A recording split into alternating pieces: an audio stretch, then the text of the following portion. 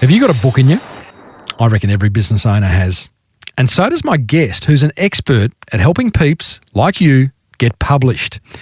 It's a very studious episode 484 of the award-winning Small Business Big Marketing podcast. Well, I said, welcome to a small business marketing show where successful small business owners share their souls to take your marketing. Welcome back to your weekly dose of marketing stupidity. I'm your host, Timbo Reid. You, infinitely more importantly, you're a motivated business owner. And you are ready to crank out some great marketing to build that beautiful business of yours into the empire it absolutely deserves to be. And if that's not enough and you are itching to fast track your marketing, then let's get personal with a one-on-one coaching session which you can book over at smallbusinessbigmarketing.com. Big episode today. Business book publisher Lyda Mclallen explains how and why to write a business book and how having one can scale your business exponentially. This week's Monster Prize Draw winner pretty much implements something from every episode, and I'll fill you in on next week's rockstar guest. And they are actually a rock star, so I'm pretty excited about that. As per usual, team, there is marketing GOLD dripping from the ceiling over here at Small Business Big Marketing's HQ. So let's get stuck right in. Lyda Mclallen is the founder of Talk Plus Tell and is an expert on helping business owners get published. And while working at a corporate job for 8+ years, she was trapped in the cubicle. Lyda, not so secretly, helped authors promote their own books as a little side hustle. We all love a side hustle, don't we? But it wasn't until 2017 that she decided to make her side hustle something serious, her own business. So far, the authors Lyda and her team have worked with have gone on to sell, how's this, hundreds of thousands of books, win awards, become international bestsellers, go on cross-country book tours, aka junkets, appear on the BBC, in Vogue magazine, the Huffington Post, New York Times, and she's even helped one go viral through a clever little press release she talks about. Now, through a self-publishing company, Talk Plus Tell, she now helps business owners produce beautiful books that sell and, most importantly, reflect the author's goals and brand. We all want a bit of, being on brand, quite important in our business these days. Now, we cover plenty of ground during this chat, including the types of books that you could potentially write, the essential questions you need to ask before writing that book. If you're not a great writer, we solve that. If you get writer's block, we solve that. Why you need a team and who would be on that team to bring your book to life. You can't do it all yourself. And what the best publishing options are. So I started off by asking Lyda how publishing a book can help grow a business. Yeah, there's a lot of ways that it can. The biggest one is that it can produce more sales. People who read your book, they're already invested into your business. And then it's just another touch point for them to buy something new and buy more into your business. It's one of the biggest things I find is that it really creates a culture instead of just consuming it. So you have fans and you have brand ambassadors, you have people living and breathing your story and your brand story, which is so important when you don't just want to constantly focus on sales. You want to build that audience that you can tap into and share that message for you. And it's also that it gives you immediate access to blogs, podcasts, speaking platforms, and other publicity that you wouldn't have been able to consider before. One of the biggest success I found with one of all my nonfiction business authors is that they actually able to book more speaking gigs, and they do it really strategically. They actually waive their speaking gig and instead sell their books, and they sell hundreds and hundreds of copies per speaking gig, and they're actually able to produce more income from speaking than anything else. There's this one author I work with, and he's into real estate, and he went from real estate to mindset and business mindset, and he gets all of his sales just through his books and speaking. So he sells his books at the speaking events, and then that funnels people into his courses and into his groups and into different sessions and everything. So it's perfect. That's an interesting example. So you have a guy who is a real estate agent. He has gone and written a book about mindset. So kind of like sales type guy. Yeah. Okay. Was his book a way of leaving real estate and getting into another industry, or was it an extension of what he was already doing in real estate?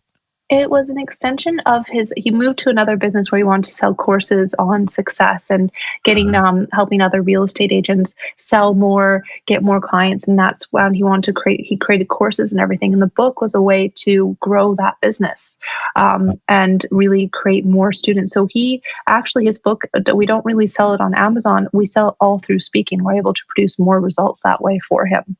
Yeah. So, Lyda, you talk about a book being a great way to get more sales, but clearly it's a great way to get potentially speaking engagements, to reach out to people who you may find it difficult to meet in other circumstances, a great way to build a personal brand. Mm-hmm. Yeah, exactly. Another author I worked with when I was working with another publisher, the author his name is Steve Tappan, and he has his own show on BBC called The CEO Guru. His first book, for example, was written by Richard Branson, and the second one was the CEO of WPP.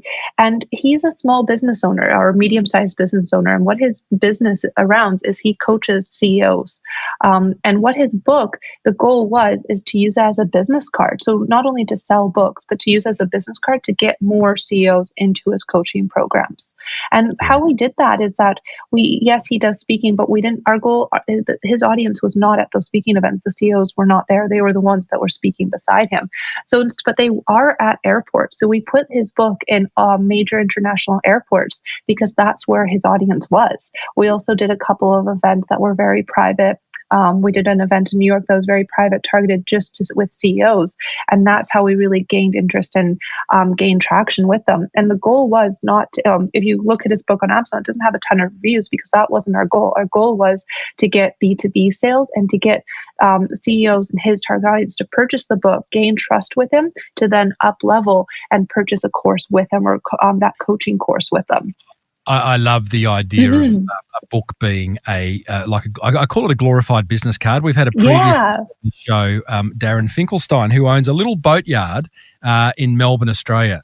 He sells and services motorboats. He wrote a book which became a really, really powerful business card. So when customers were going to his competitor's boatyard and being handed their business card, people were coming into his boatyard and he's handing out his book, and they're like, you've got that immediate trust factor that develops. So that was a very successful little play for Darren. Should every business owner write a book, Lyda? No, I think the business owners should write a book if they failed. I think that's where it comes down to, because if you've ever read a memoir or any nonfiction book, even fiction books, there is failure in there. If you've not experienced failure and how to overcome that failure, then it's hard to write that business book, because it can't all be lovey-dovey and great success. There has to be some sort of something hard, challenge, something in there that you went over that you can share to other people, so they can learn something from that if they're going through, and relate that to their own challenges. Yeah. So you say a business owner shouldn't write a book unless they've experienced failure, but that's on the assumption that the book is about their business. Yeah, no, that's a good point. A lot of entrepreneurs, they tend to write about their business and as a case study. So there's 4 different ways to write of books that you can write about. There's one is the how-to book, and the second one is the thought leadership book. The third one's the interview book, and the fourth one's the memoir. So the first one is for the how-to book. It's often structured with steps on that readers can follow on how to achieve a certain result. So it teaches readers how to do something that's using a unique process to that business owner. The second one's the thought leadership book. And we see a lot, it's similar to thought leadership articles that we see published on Forbes, Inc., Huffington Post, or Thrive. And it's rather than taking readers through a process to achieve a certain result, the book is more persuasive, focusing on making your case for something you believe in. And so when we're making our case for anything, there's always some sort of challenge associated with that. Maybe that challenge is getting over writer's block, or it could be getting over sleeping in, getting over how to eat healthy. That's still a challenge, and maybe failure is too hard of a word, but there's still some sort of challenge. So maybe with the guy that you mentioned with his boats, maybe the challenge is to have a boat that's going to last over a decade. Maybe that's the challenge. So it's really understanding what is that challenge, because there has to be some sort of leading something. Why are they reading the book more than anything? What are they going to learn from it? And that learning stems from some sort of challenge. So the third one, Lyda, is the interview book. Yes, the third one's the interview book, which is the bulk of the content is where it focuses on just interviews. So you have maybe interviews from maybe 20 different clients or customers or people within your industry, and you kind of to put those into chapters. So it's not just your voice; it's multiple people's voices, but it's all related around one topic. I really like the interview one because very accessible way for a business owner who may not be great at writing to have their book. So I'm thinking like chiropractor, accountant, going out to their client base and creating almost little case studies of their clients. And each chapter could be about a different client. And, they may need to change the names to protect the innocent. I don't know. But it's like, if you're a chiropractor, you could talk about how this particular person came in with these particular ailments. This is how they were feeling. This is how it was getting in the way of their life. And then this is the kind of solution the chiropractor offered up. And here's where they are now. It might be hard for chiropractors because they're kind of not allowed to say, make claims. But I think that's brilliant. And on a marketing side, it's even better because if you can have 30 people featured in your book, those are 30 people that are not just going to buy that book, but their friends and family is going to buy that book. Plus, they're going to showcase that book on social media. And you have a really good organic reach through those people that you interview. I'm doing that with another author right now where he's an RCMP, and we actually just got the book approved by the RCMP, which is the Canadian Police Agency here.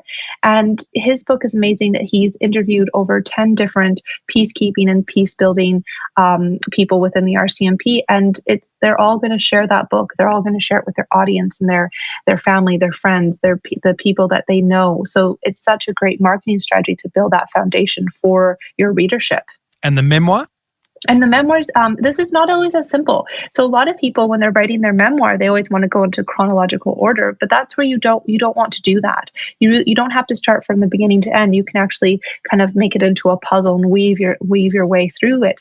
But the biggest thing is that you want to make sure you have a clear and single message to share. So focus on that one main journey in your life that communicates that message. So that journey in life doesn't have to start from the beginning. You can actually start with the end and then work your way to the beginning. It's really up to you. So you can have more fun there.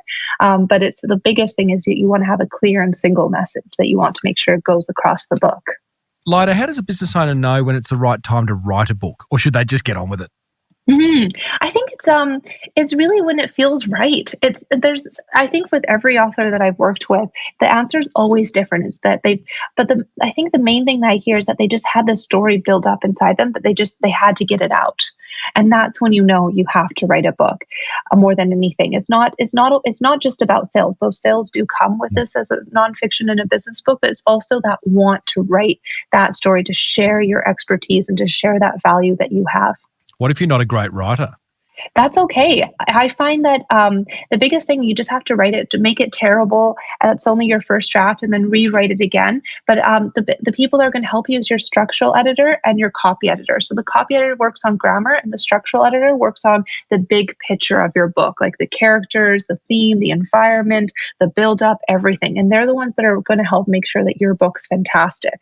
If you don't want to write a book, that's okay, because there's still ghostwriters to help you that can you dictate what you want it to look like, and they'll write it. I'm going to hang my hat on the interview concept for a book. That to me was the easiest one. So if someone's listening, because they hear, gosh, I've got to get a structural editor, I've got to get a copy editor, that's feeling complicated, that's feeling expensive. We'll talk cost later on. But I imagine the interview option would be the easiest, where right now, if someone's listening and they go, oh, I'm going to go out and I'm going to interview 10 of my existing and past clients, create case studies or stories from their experiences so that it helps others make a more informed purchase decision when they're coming to buy from me. That would be easy enough to do. You would then get those interviews transcribed and send them off to a copy editor to clean up? Yeah, I think that's perfect. And one of my favorite books is called The $100 Startup.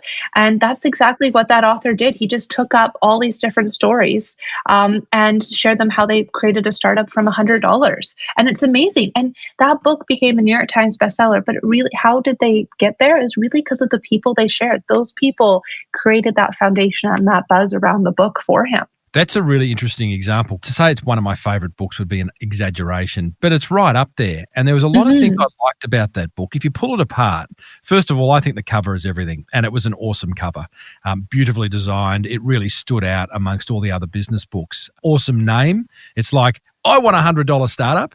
And then when you got into it, all the beautiful little stories that were told that reinforce this concept of you can have a $100 startup. Because here is example after example after example. That book seemed to have every box ticked and kind of had the secret sauce of successful Yeah. book And it constantly pointed back to the author being the expert and being that person that can guide you through it. Because he was still sharing, he was the one collecting and sharing those stories. And another great example that we all know is the chicken soup for the soul, is that really comes like just a whole bunch of interviews and stories that put that book together. Yes, so true. Isn't it great? Because, I mean, part of what I wanted to do with you today, Lyda, is to make the writing of a book accessible, you know, and that those kind of examples do exactly that. So, Lyda, what are the key questions a business owner needs to clearly ask themselves and clearly answer before writing their book? I imagine there's, you know, some sort of 4 or 5. Yeah, I think it's really looking at are you going to be providing value? No matter what, the biggest thing is when you're writing anything, and if you're doing social media for your company, anything, is really focusing, is this value? And is this going to help change people? Even if it's one person, can they use this in some capacity to better their life? So really asking yourself, do you really have something to share? And I think the other thing is that when you're writing that book, don't always focus so much on the process, really focus on the result. Because I find that a lot of people, and this comes with any form of marketing and PR, with even getting media and pitches in Huffington Post, Forbes, is that those articles, they always really focus on the results, that dream that you want to sell people. Because a lot of people, they get bored over the process.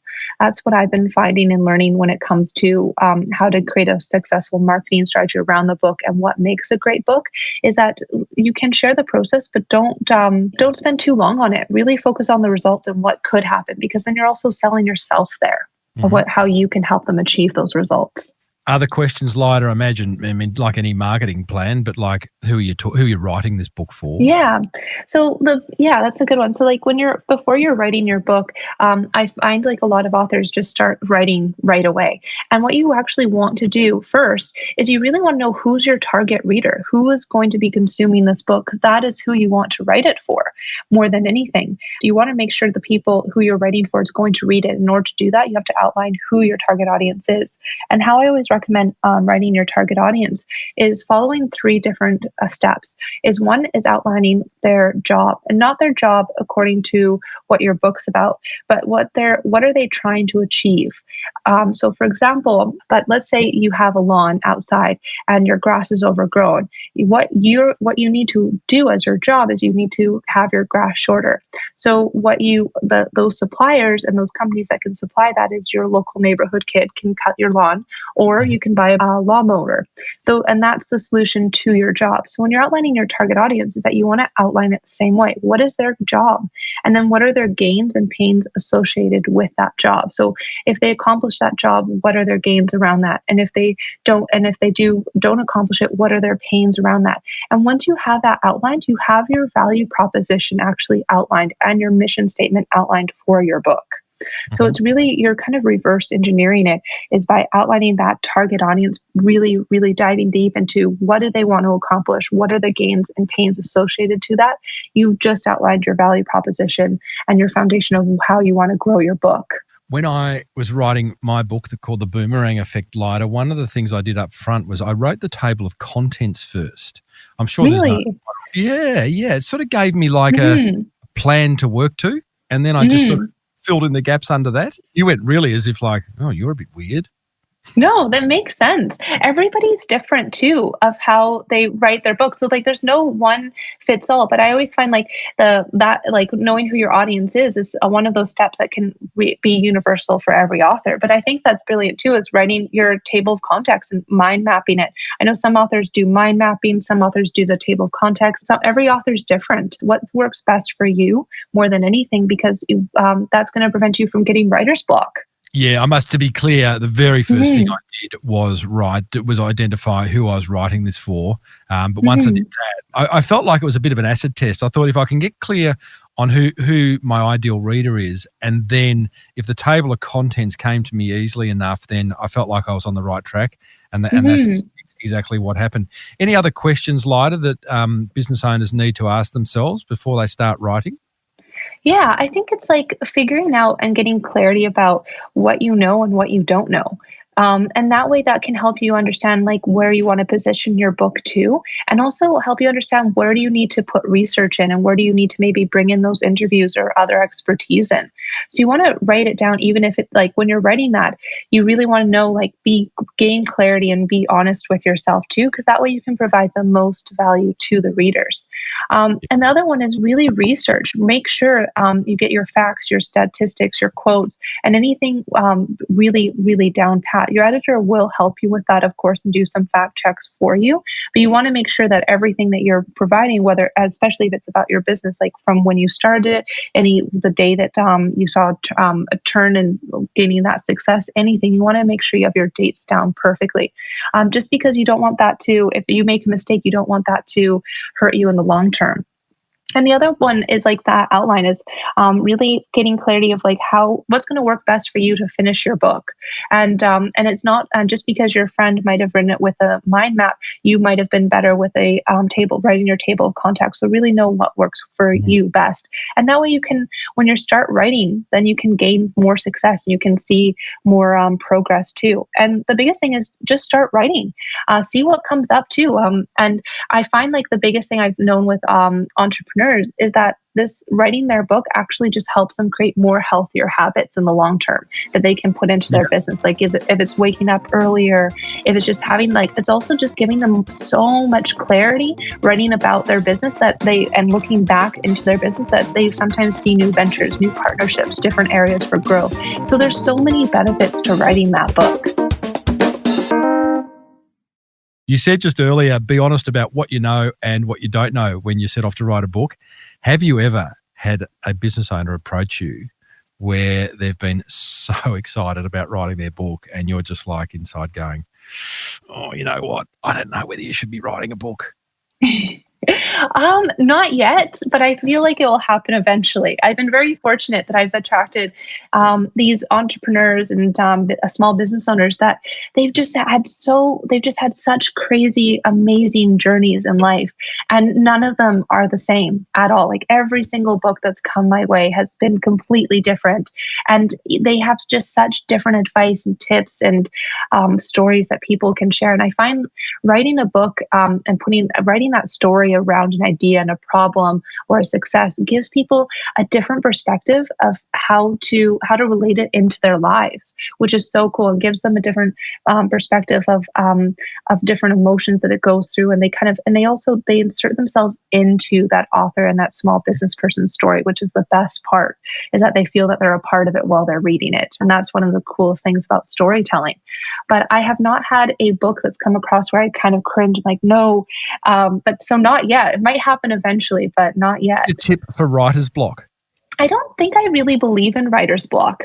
I feel like maybe it's something else that's preventing you from writing. Maybe it's that you don't want to actually share this part of the story because there's, you're scared that people are going to judge you. Or maybe it's that you secretly have 100 emails in your inbox, and that's the one that's preventing you from actually writing. Because we write every single day, whether it's about our book or not. It's more of like looking at to see, is there something else that's roadblocking us from actually putting pen to paper? Once you've got your book written, getting it designed is another kind of challenge, I guess, for many business owners, because again, they're not in the business of getting books designed. So we've talked about a structural editor, a copy editor. I'm guessing you need a graphic designer. Who else do we need on our team? Yeah, so there's the production side, there's a few steps here. The first step is actually editing. Then it's cover design and maybe illustrations if you need it. Then you have production, which is the typesetting, getting your ebook conversion, everything. Then you have your launch or your pre-sale. So launch doesn't mean that the book's available right now.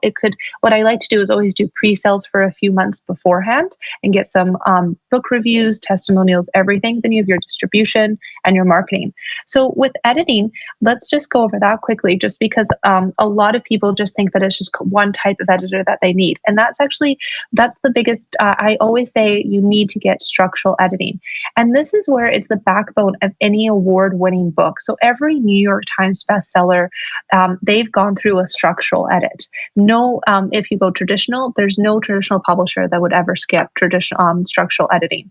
So it doesn't mean like you get a whole revamp of your work. Instead, it gives you insights on how to further develop your storyline and how to further, maybe you have a great case study that's only a page long. Maybe that structural editor says like, let's expand this because this is a secret gold nugget. So it's kind of like, if you kind of think of it like this, you have this business and maybe you wrote your memoir, you kind of like, sometimes I find even with me is that I get like blinders on because I'm so into my own story. But this structural editor, it helps you expand it and help you even realize things you did not notice in your own business and your own journey, which is so cool because that might actually reflect on your business in the long term. Maybe you'll do other campaigns. Maybe you'll like go back to that old client that you had and just be like, want to work with them in a different way, or you see something different. So it really gives a complete detailed reading of the manuscript and helps you with suggestions on a concept level, which is so important.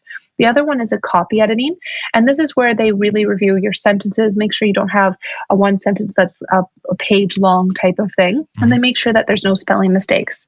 The last edit is the proofreading edit. And this is just your final checkpoint before the book is formatted. So this is just to make sure that the text is good. There's no embarrassing errors. There's no double paragraph spacing, stuff like this. And this one is not that expensive. This starts at like 7 cents per word. So it's very cost affordable, but it's just that final checkpoint. So what we've got, what was that third editor you talked about? There's 3 editors. There's the structural editing, your copy editing, and your proofreading. So a lot of authors do skip the structural editing, and you can do that. But if you're really looking to go to that New York Times bestselling market, then you'll want to do a structural editing. But if this is more of like a speaking and something for your current clients and to grow to go that next level in your business, then you can really just stick to copy editing. It's really, you get to have the final choice because especially if you go self-publishing, because this is treated your book as a product and you're in complete control of it. And designer? Yeah, so designer, it's always different based on who you're picking. Your book cover design can start from $250 and it can go up to $1,000. It's really up to what type of designer you want to work with. And some designers, they can do everything from scratch where they create the whole, they treat it as an art piece and they're designing everything from scratch, or they can take stock photos and work with that. So it's really up to you which kind of design that you want. The biggest thing is that whenever any book cover that you create, it has to visually tell people what your book's about. And that's so important to get. How you can help that designer to get that perfectly is telling them who your target audience is and really what your value proposition is. And that's how you can really, once you give that to your book designer, you'll see a huge benefit and such a strong and beautiful book cover from that, where they really get what your book's about and how readers are going to digest it. The other thing too is that your book cover is so important to get right because it's what gets people's attention. It's what actually gets them to pick up your book. And then it's actually the back cover description. Your book description is what makes them sell. So that's where you get the conversion of a book sale. So think of it this way. Your book cover generates a lead and your back cover, your book description makes that sale, converts the lead into a sale. Oh, I like that. And they are so important. Have you got any tips on what makes for a great cover? Simplicity. So, you really don't want keep it really, really simple. If you want to have your logo or something, it's something you want to keep it simple where somebody can almost draw it themselves, even though their drawing might be really bad, but it's something that they could remember.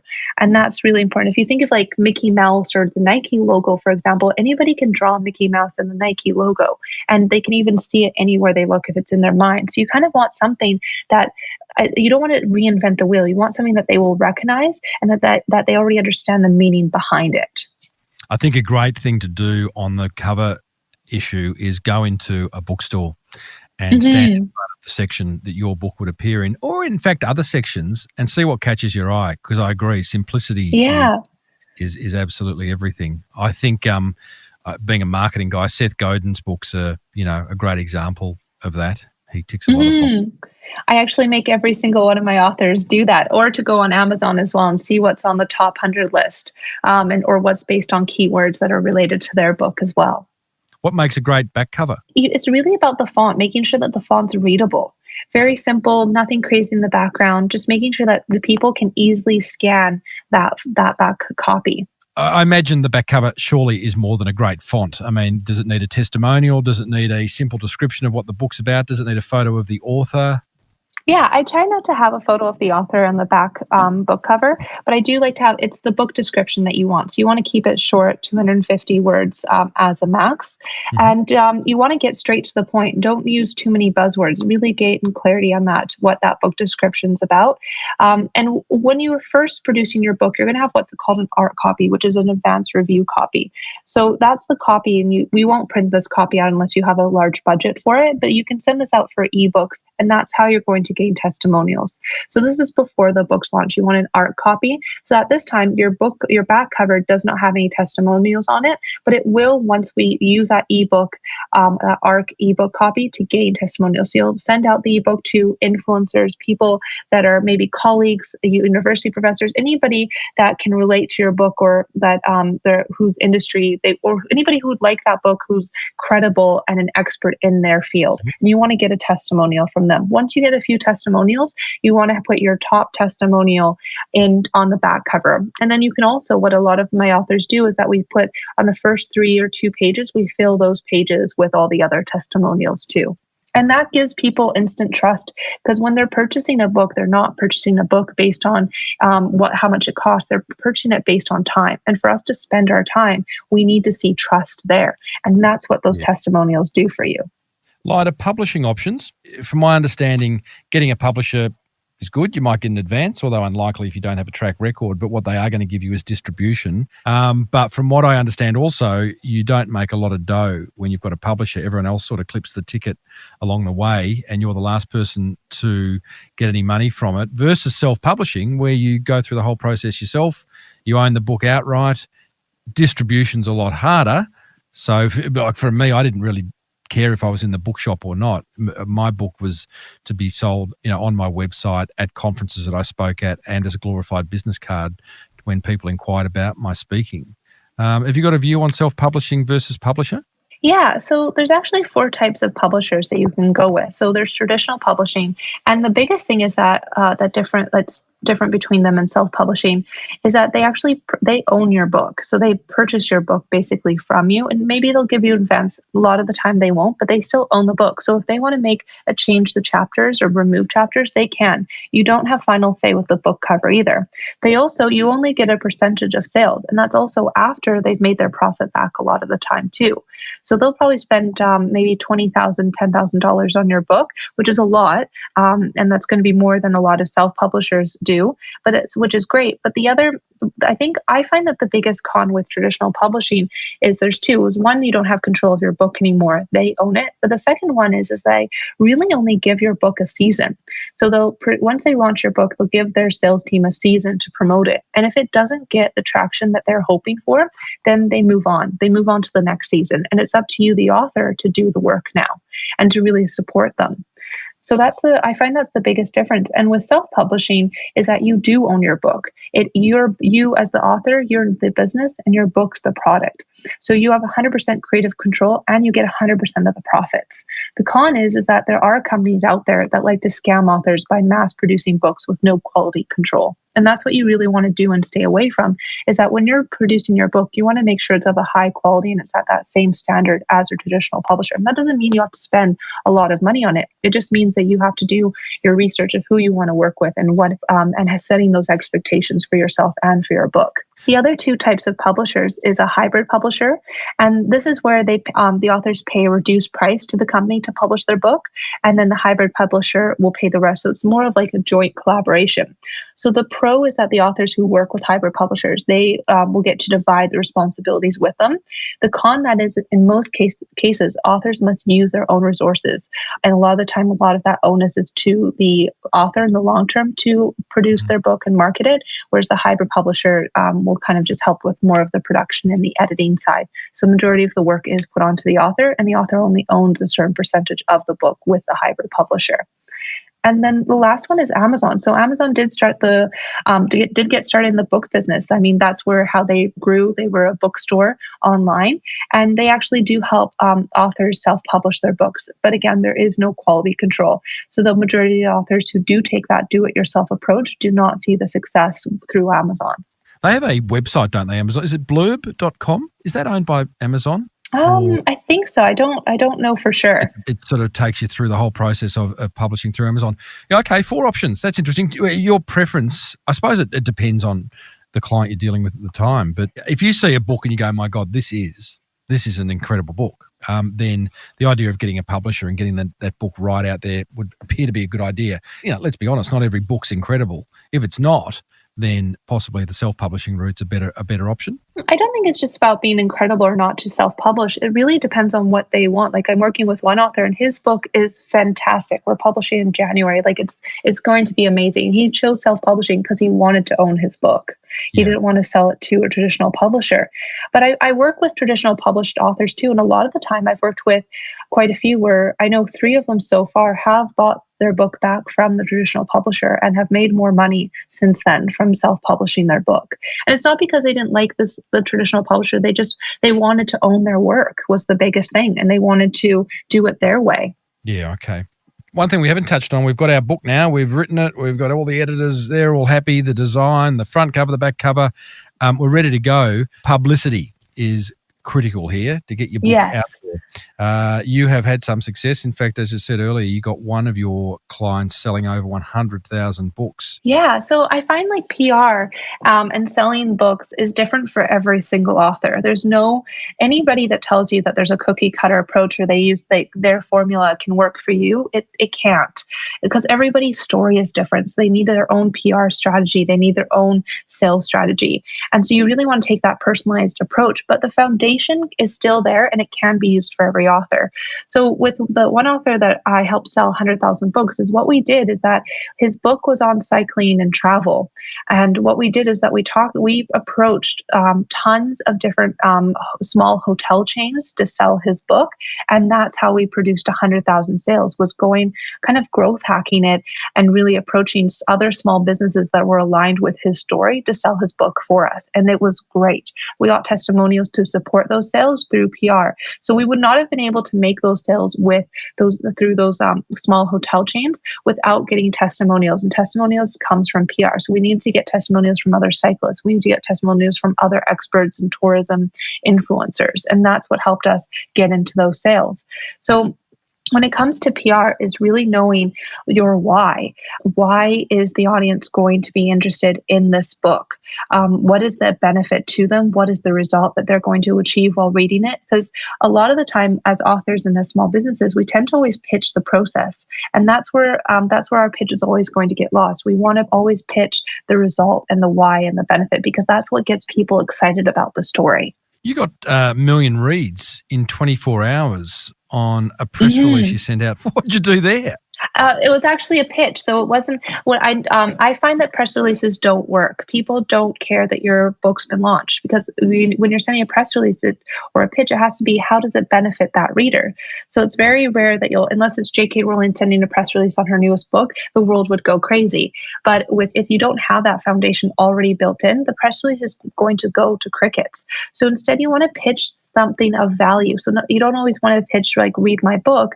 It's something about value that stems from your book. So I sent a pitch with an author to Huffington Post, and then we worked on this article for 6 months, where we made sure that we got our credibility behind it. We interviewed other professors to make sure that we had all of our everything crossed, everything perfect. And then we launched this pitch, and we got 1 million reads within 24 hours. Not only that, but my client, she got invited to speak at Yale University, which was amazing. So this one article that we put over 6 months of work working with their editor, Kristen, there, we got so much success from it.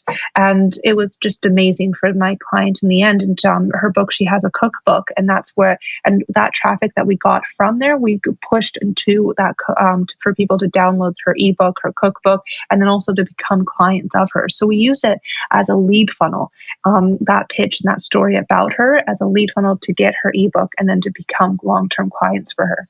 Lyda, what's your view on, obviously you get your book printed, Do you also suggest to all clients that they then have an e-version of it for, say, Kindle or any of those other devices, then audio?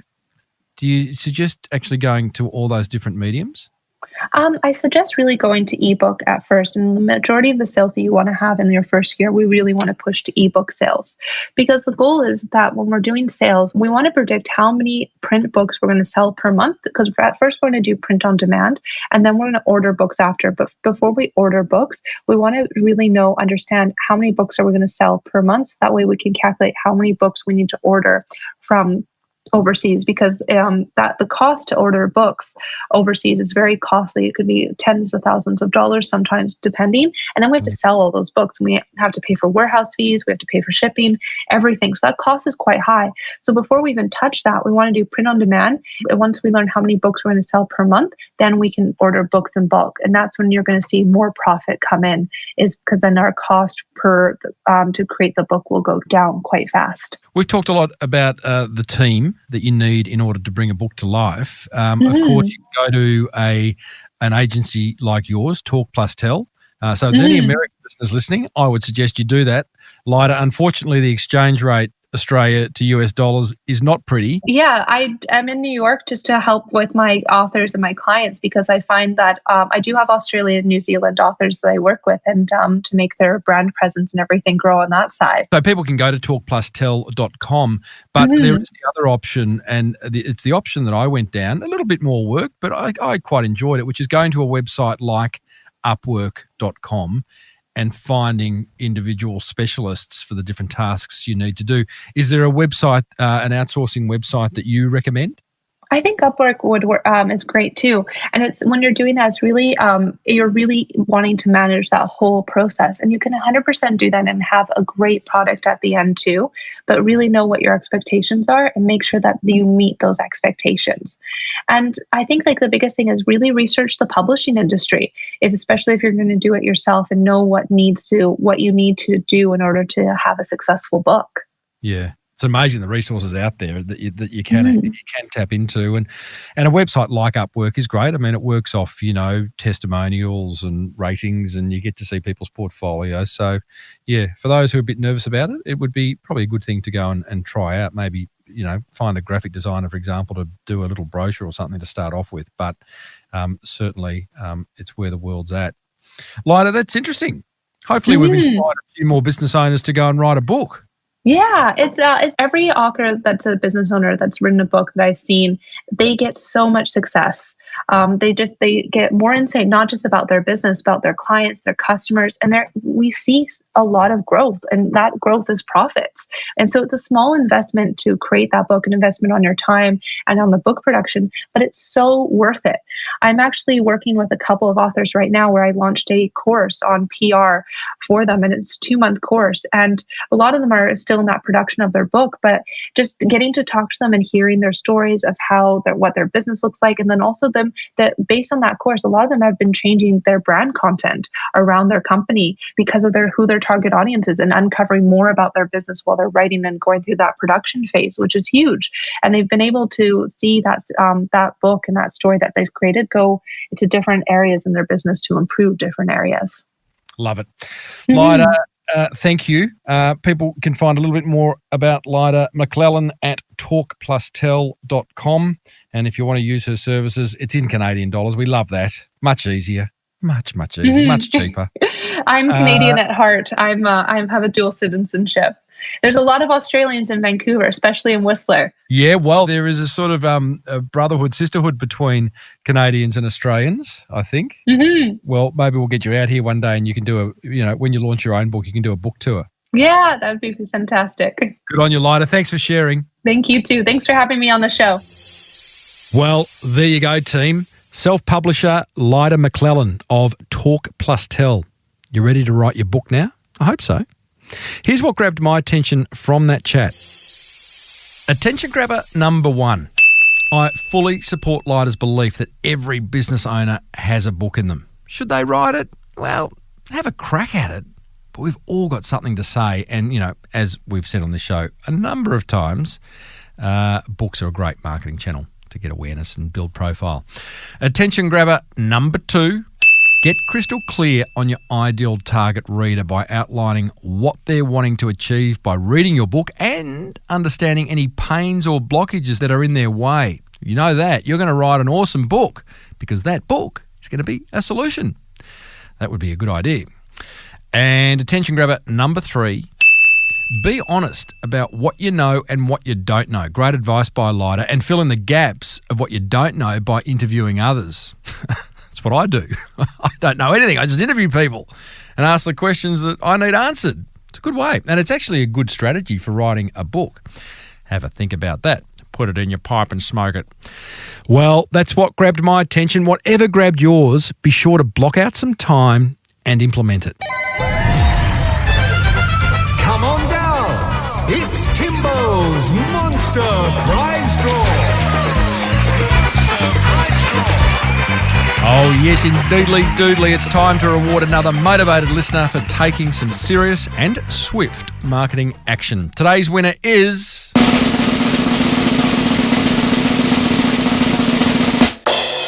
Galava Paw of exoticbazaar.com.au, which is the manufacturer of beautiful and exotic Persian cuisine. And Galava says, "Hello, Tim." Hello, Galava. I have learned so many lessons from your podcast, but most importantly, I have been making sure to put some of them into action every day. Oh, that's awesome. You win. I learnt from the episode with the tradie underwear guy, that was Ben Goodfellow, to ensure every product of ours is a billboard. Yeah, that was great advice. Have a listen to that episode if you are a product marketer and want to understand that concept. Galava goes on to say, I loved your interview with Melanie from Canva, Melanie Perkins. She's awesome. I have designed all of our marketing material on Canva since day one, and without it, we would not have been able to be where we are today. Even our product labels are DIY on Canva. Love it. Now that we have earned a bit of dough and learned a lot more about what our customers respond to, we are hiring a professional to review our branding and packaging. I think that's a brilliant idea. Get a bit of dough in the bank, reinvest it into the business by getting your branding and packaging right. She goes on to say, I have been expanding on my learnings. Actually, this is a big assumption. Galava, she, he, don't know. Doesn't matter. Awesome person, listens to my show. Goes on to say, I've been expanding on my learnings from the episodes with Bunster's Hot Sauce and Lies Drinks to help develop a customer avatar and the use of archetypes in our marketing messages. Again, great learnings and concepts that we talked about in past episodes. We also use public speaking for brand awareness by me performing cooking demonstrations on stage at expos or events. Every time I go to an event, I will see at least a few other business owners who listen to your podcast. Normally they are the ones with a fire in their heart and a smile on their face. That would just bring a tear to a glass eye. It brings a tear to my eye, and I'm touched by that. That's awesome. You go to events and you meet other small business, big marketing listeners. What is this world coming to? Oh, Galava, I would just give you a car as a prize if I could. I can't. I'll give you a Matchbox car or something. She goes on to say, thanks for making my Mondays happy, Galava. Exoticbazaar.com.au is the website. For all that brilliant implementing, you have won the following prizes. A 180 headlamp that's valued at $100. Boxing gloves from Fitness Enhancement, they're $40. A complete range of Lyre's non-alcoholic spirits to wash down your beautiful Persian cuisine. That's valued at over $500. They're just launching a couple of other flavours too, so that value of that prize may go up. Access to Jeff Anderson's video marketing course, $197, $50 Sendle voucher, $100 voucher to buy some tradies undies. Promotion on this show, already done that, and a backlink in the show notes for exoticbazaar.com.au, and Google loved that, so it's good sort of Google juice. Well done to you. Everyone else, if you haven't entered, just send me an email. tim@timreid.com.au. Tell me one idea, just one, that you've implemented from listening to this show and what impact it's had on your business. I read it out on air. You win. Before we wrap things up, just a reminder that you'll find plenty more where this came from, plus my entire archive full of ideas to grow that beautiful business of yours is over at smallbusinessbigmarketing.com. If you're getting value from listening, don't keep this podcast a secret. Be sure to let other business owners just like yourself know about it. Next time, we catch up with rockstar Lockie Doley, who shares how he turned his love of music into a business. This podcast was presented by me, Timbo Reid, produced by Matt Dwyer. Until next time, thanks for tuning in. Now get out there and take action.